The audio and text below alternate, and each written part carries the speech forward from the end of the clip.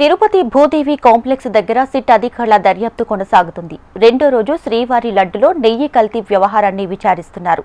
ఒక్కొక్కరిని ఒక్కొక్క గదిలో సెక్యూరిటీని ఏర్పాటు చేసి విచారణ కొనసాగుతుంది.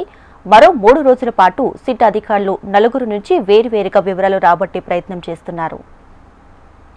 తిరుపతి నెయ్యి కల్తీ వ్యవహారంలో కొనసాగుతున్న దర్యాప్తుపై మరింత సమాచారాన్ని మా ప్రతినిధి జేజీరామ్ అందిస్తారు.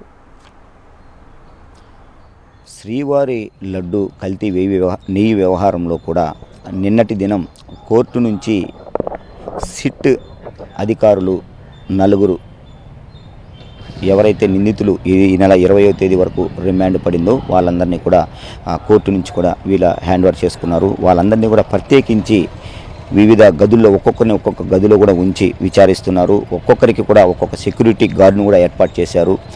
అసలు నెయ్యి కల్తీ వ్యవహారం ఎలా జరిగింది, ఏంటి, ఏ డైరీల నుంచి నెయ్యి కొనుగోలు చేశారు అనే దాని మీద క్షుణ్ణంగా కూడా ఇక్కడ వీళ్ళ నలుగురిని కూడా విచారించేటువంటి సిచ్యువేషన్ కనపడుతుంది. ప్రస్తుతం మనం ఈ యొక్క సిట్ కార్యాలయం ఏదైతే ఉన్నామో ఆ సిట్ కార్యాలయం మధ్య ఉన్నాము. నిన్నటి దినం మనం చూసుకున్నట్టయితే ఈ యొక్క రుయా ఆసుపత్రి వద్ద వీళ్ళందరికీ పూర్తి స్థాయిలో వైద్య పరీక్షలు నిర్వహించిన అనంతరం కూడా వీళ్ళందరినీ ఈ యొక్క సిట్ కార్యాలయానికి తీసుకొని వచ్చారు. ఈ బోలేబాబా ఆర్గానిక్ డైరెక్టర్లు Vipin Jain, Komel Jain, Vaishnavi dairy farm CEO Apoorva Vinayakant Chawla, మరి తమిళనాడులో ఉన్నటువంటి డిండిగల్లో ఉన్నటువంటి AR డైరీకి సంబంధించినటువంటి మేనేజర్ డైరెక్టర్ రాజశేఖర్, వీళ్ళందరినీ కూడా ఇప్పటికే పూర్తి స్థాయిలో ఆ విచారణ చేస్తూనే ఉన్నారు.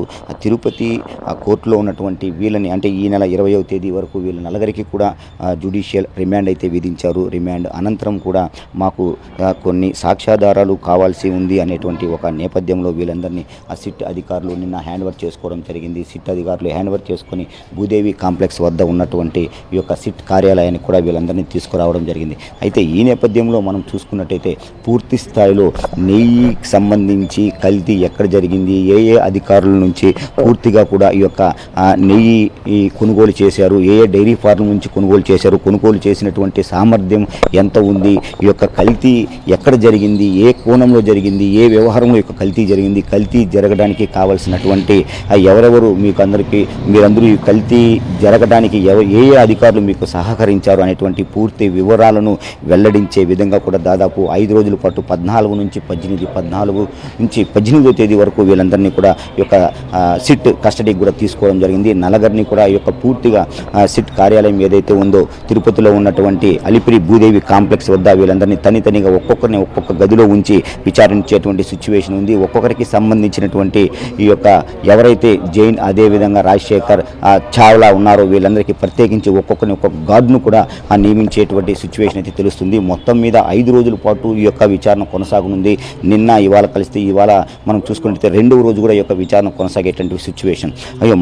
అంటే ఈ యొక్క నెయ్యికి సంబంధించి పూర్తిగా ఏ రకంగా కల్తీ జరిగింది ఏంటి అనేటువంటిది ఇక్కడ పూర్తిగా కూడా తేటతెల్లం చేసే విధంగా కూడా ఈ యొక్క అధికారులు సిట్ అధికారులు ఎవరైతే ఉన్నారో పూర్తి సమాచారం రాబట్టడానికి వీళ్ళందరినీ కూడా కోర్టు నుంచి వీరి యొక్క అధీనంలోకి తీసుకోవడం జరిగింది. 5 రోజుల పాటు కూడా వీరి యొక్క రిమాండ్ నేపథ్యంలో కూడా వీళ్ళందరినీ ఈ యొక్క కస్టడీకి తీసుకున్నారు. తర్వాత 18వ తేదీ తిరిగి వీరిని కోర్టుకి అప్పగించిన తర్వాత మరో 2 రోజులు కూడా యొక్క రిమాండ్ ఏదైతే ఉందో ఆ రిమాండ్ శిక్ష కాలాన్ని కూడా వీళ్ళు అనుభవించాల్సి ఉంటుంది.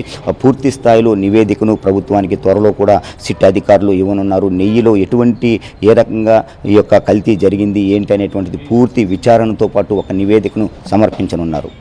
కెమెరామెన్ సుబ్బుతో జేజీరామ్, HM TV, తిరుపతి.